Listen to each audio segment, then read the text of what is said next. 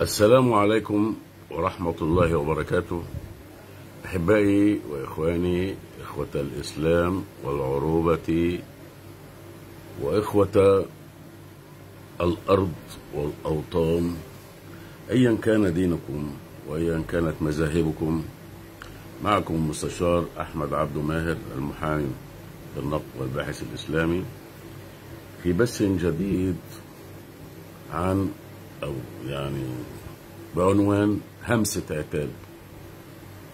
همسة العتاب لكل إخواتي، سواء كانوا مسيحيين أو مسلمين، سواء كانوا من بنو وطني المصريين أو أردنيين أو سعوديين أو عراقيين أو مغربيين أو جزائريين، أيا كان.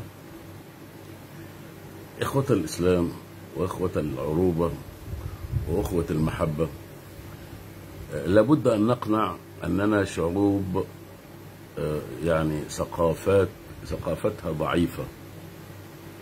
لابد أن نقنع أننا بلا قراءات، نحن نتناقش ونتعارك في الدين، وللأسف غالبيتنا لم يقرأ شيء في الدين. واللي جديد بقى أنه بتتعاركوا في الحرب اللي بين إيران وإسرائيل دون أن يكون عندكم أي معلومات ولا فهم عن طبيعة الحروب. دي مشكلة كبيرة. وتتصوروا أنه أنا علشان خاطر بقول أن إيران اتهزمت خلاص، أنه أنا علشان هم شيعيين وأنا سني يبقى أنا ضد الشيعة. طبعا لا يا حبايبي، يا حبايبي، لو تكرمتوا بس نظفوا لسانتكم شوية ونظفوا قلوبكم شوية. تنضف شوية القلوب الكارهة دي وينضف اللسان الزفر ده. لما تلاقي دولة عارفة ان اسرائيل في كل المحافل العسكرية بيدرسوا لنا، انتوا عارفين ان انا كنت ظابط، انه اسرائيل بتحب تاخد المبادئة، ان اسرائيل بتهجم ما بتدافعش. طيب كويس، ليه بتتركوا لها حق المبادئة؟ يعني تركتم لها حق المبادئة في حرب يونيو 1967، فمسحت بشنب قواتنا الجوية الأرض، وأصبح الجيش المصري بلا قوات جوية. ثم اليوم في عام 2025 تركتم لها حق المبادئة، فمسحت بشنب إيران الأرض. مش ده اللي حصل؟ طبعا انتم متصورين بقى في ناس قفاها يقشعر وتغتر قوي وتبقى سعيدة جدا لما تلاقي ان إيران بعتت مثلا 500 صاروخ باليستي على إسرائيل، وتتصور انه كده إيران حاجة جامدة قوي. يا حبيبي الفاضل، بعد ما تتضرب منشآتك النووية وقادتك كلهم، وبعد ما يتقتل قبل كده رئيس جمهوريتك ويصطادوه كما تصادوا العصافير والطيور، وبعدين تسيب المبادئة ليهم، بعد ما كنت بتقول انك انت هتضرب كل القواعد الامريكية في منطقة الخليج وهتضرب اسرائيل. لا ضربت اسرائيل ولا ضربت القواعد الامريكيه ولا عملت اي حاجه، وبعدين بتضرب دلوقتي بعد ما اتضربت بتضرب صواريخ باليستيه. هذا دليل على انه ما عندكش، لا يوجد لديك قوات جويه اطلاقا. وهذا يعني ان قواتك البريه لن تتحرك.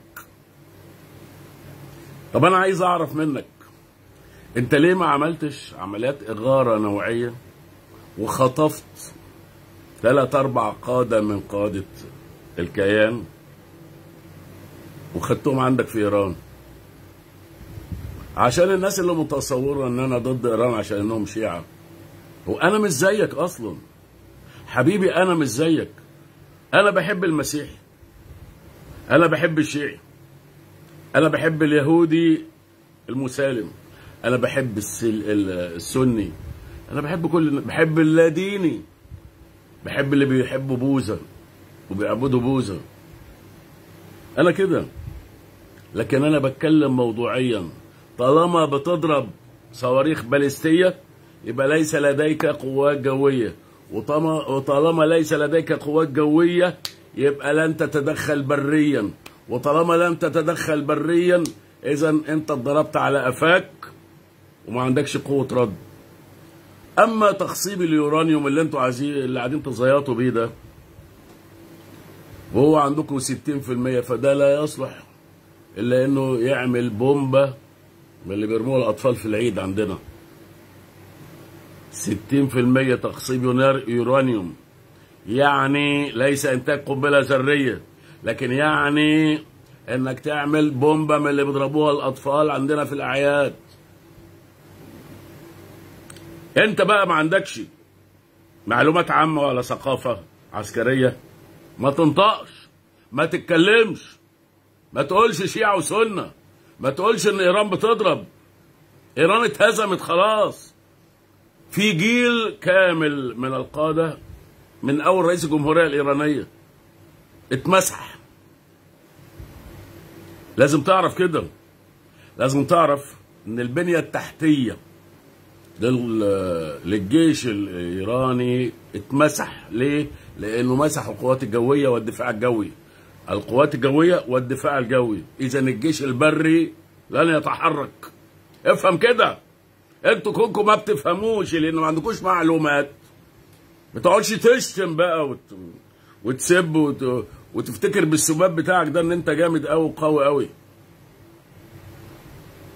لازم تعرفوا انه ضرب الصواريخ الباليستية يعني ان ايران بتستغيث وبتطلب حد يتدخل بين اسرائيل وبينها علشان يفك الموضوع ده دبلوماسيا. دبلوماسيا. ايران اصبح ليس لديها قوة لتواجه اسرائيل، وحاليا هي لا تواجه اسرائيل، دي بتضرب بومب من بعيد. لازم نعرف ان احنا عندنا العلم وما بنطبقوش. عندنا العلم ان اسرائيل بتحب تاخد زمام المبادئة، وفي نفس الوقت بنعطيها زمام المبادئة في كل الحروب، في كل الحروب. ما هو خلي بالك في حرب 67 اتهزمت مصر وسوريا والأردن. خلي بالك في حرب الحالية هزمت إيران وكل الدول العربية. بإيه؟ بإن احنا تركنا لها المبادئة. احنا غير جادين أصلا، غير جادين أصلا، وما بنفهمش في العلوم قد ما بنفهم في إنه احنا نعمل شلاليات وضديات وعنصريات ونبتدي نتنافس بالعنصريات، زي اللي متصورين ان انا ما بحبش الشيعة. احنا يعني مكتب القائم بالاعمال الايراني في القاهرة كان قريب من محكمة القضاء الاداري، وناس طيبين جدا واخلاق، وكنت بزورهم واشوفهم وخدت منهم كتب. انت ما عملتش كده، وهم اما كانوا في القاهرة وما زالوا في القاهرة يعني ما عملتش كده انت، لانك ما بتقراش حاجة، مش عايز تقرا. اذا لازم نعرف انه ايران انتهت بالضربة الجوية الساحقة الماحقة اللي ضربتها اسرائيل لها، وانه كل اللي موجود دلوقتي محاولة يعني انه يعني رأب الصدع بكلمتين او يعني صيحات جوفاء وخلاص. انما ما فيش حاجة هتحصل، ما فيش حاجة هتحصل.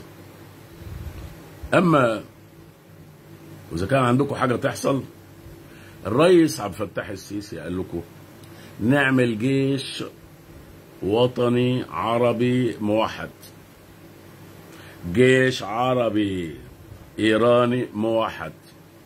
مرضتوش، رفضتم. إذن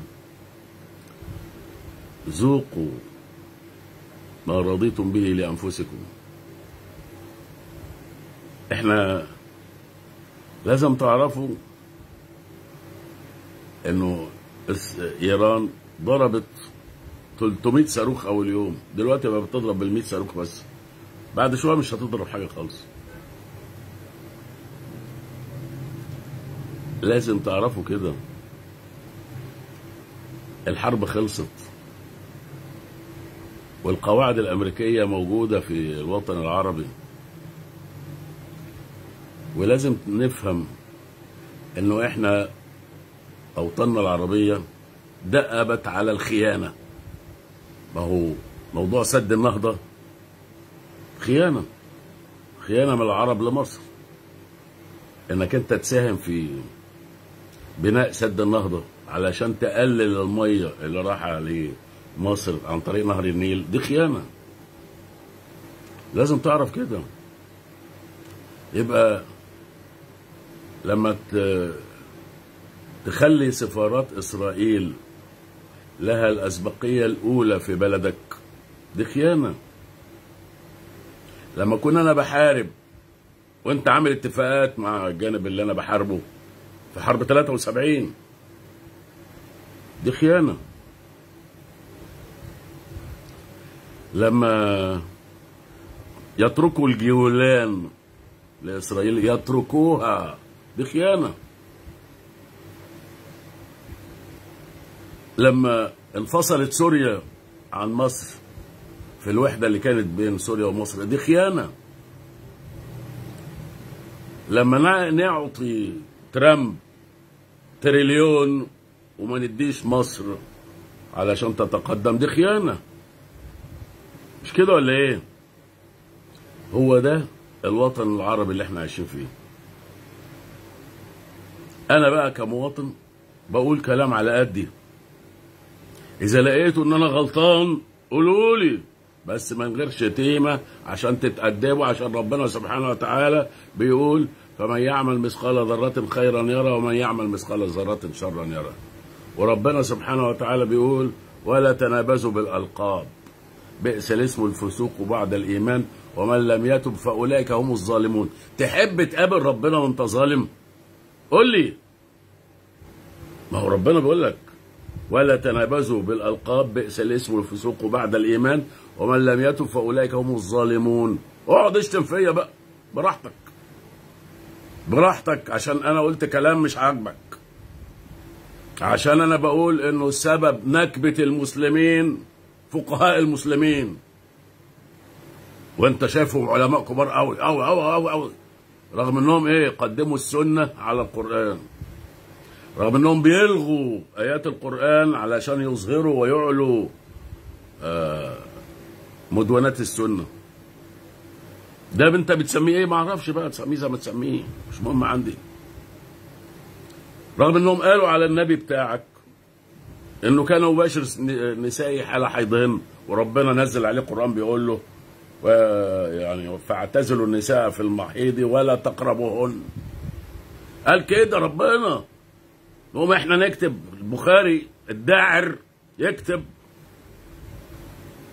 في صحيحه انه الرسول كان يباشر زوجاته حال حيضهن، ولانه ممنوع انك تشرب ولا تاكل ولا حاجه، يبقى لازم تلاقي احمد بن حنبل يقول انه كان الرسول عليه الصلاه والسلام يقبل عائشه ويمص لسانه وهو صائم.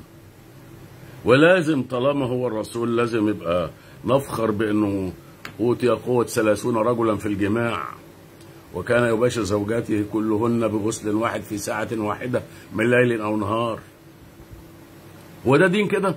انتوا كده بتتكلموا في الدين يعني؟ ده كتاب الدين عندكم كده بيقول الكلام ده؟ ده البخاري اللي بيقول الكلام ده؟ البخاري هو الذي يقول هذا. عجبكم بقى انتوا البخاري وشايفين ان انا كافر وقرآني وايه بيقولوا ايه فيها تلحوده. تلحوده. ان انا ملحد. ليه؟ علشان مش مؤمن بالاحاديث دي. انا لا اؤمن باي حديث يخالف نص كتاب الله، لاني مؤمن بان الرسول عليه الصلاه والسلام كان قرانا يمشي على الارض، ولم يكن ليخالف القران ابدا. انتوا بقى شايفين حاجات تانية براحتكم، شايفين انكم لازم تشتموا اشتم، لازم تكفروا كفر، يلا. بس خلي بالك، كل نفس بما كسبت رهينة، إلا مين؟ إلا المتقين. وطبعا المتقين ما بيشتموش، لا يسبوا ولا يلعنوا. المتقين لا يسبوا ولا يلعنوا. والسب واللعن يجب أن يكون لشخص معين، وأنتوا بتسبوا شخص معين. خليكوا كده، خليكوا ما تفهموش حاجة في الدين أبدا، ولا حاجة في السياسة أبدا، ولا حاجة في العسكرية أبدا، ومتصورين ان انتوا بتفهموا كل حاجه، وارض نهدم عليك قدي. براحتكم. طلبت مني جريده انه انا اكتب حاجه عن الحرب الايرانيه الاسرائيليه. قلت لهم لا، ده الناس بتشتمني ليل ونهار علشان شايفين انه ايران هتنتصر. انا بقى ما انا منتظر معاكم نصر ايران ده.